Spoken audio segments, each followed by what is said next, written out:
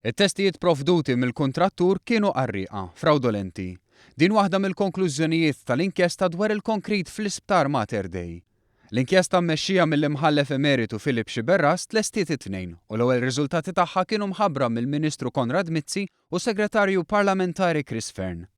L-inkjesta tinnota li 4 minn kull 5 testijiet provduti għal konkrit impoġġi fl-ewwel nofs tal-1996 saru mill-kuntrattur innifsu. U l-wieħed li ieħor mid-Dipartiment tax-Xogħlijiet, però minn sempil provdut mill-kuntrattur innifsu.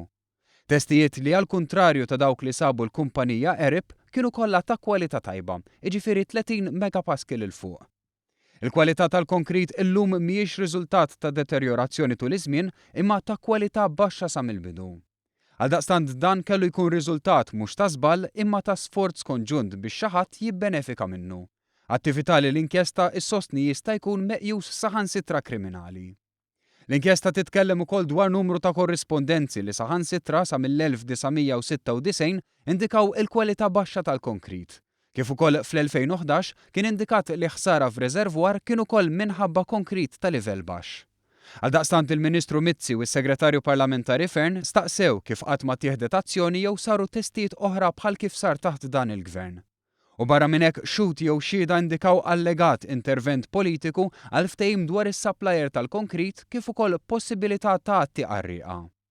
Dwar l-iffirmar tal-waiver l-ex-President tal-FMS Paul Camilleri kien kwotat jgħid li jidher li kien hemm intenzjoni ħażina u għaldaqstant il-mistoqsija għaliex kien iffirmat. Dan kollu jista' jwassal għal riperkussjonijiet ċivili u saħansitra kriminali. Il-poplu Malti għandu dritt li jkun irrabjat. Aħna se neħdu azzjoni mal-ewwel, l-informazzjoni se ngħadduha kollha l-Attorney General biex neħdu civil action lill-Kummissarju dwar issues kriminali, però aktar minn hekk se nkunu qed niġġieldu bl-aqwa tim legali mal-Iskanska wkoll, se nkunu qed nagħmlu ħilitna mal-Iskanska Joint Venture. Mhux se nagħmlu bħal Gvern Nazzjonalista li prattikament kien ċieda lill-Iskanska Joint Venture.